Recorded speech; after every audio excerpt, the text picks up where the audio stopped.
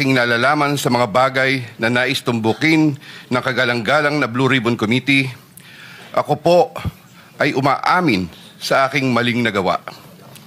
Ako po ay hindi naging matatag at tapat sa pagpapatupad ng tungkulin na ipinagkatiwala sa akin ng ating pamahalaan at sambayanan.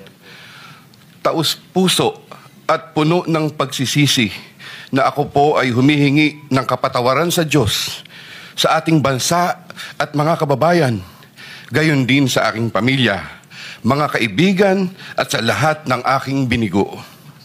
Nakagawa po ako ng pagkakamali at pinahintulutan ko po ang aking sarili na maging kasangkapan sa pagpapatupad ng isang masamang gawain.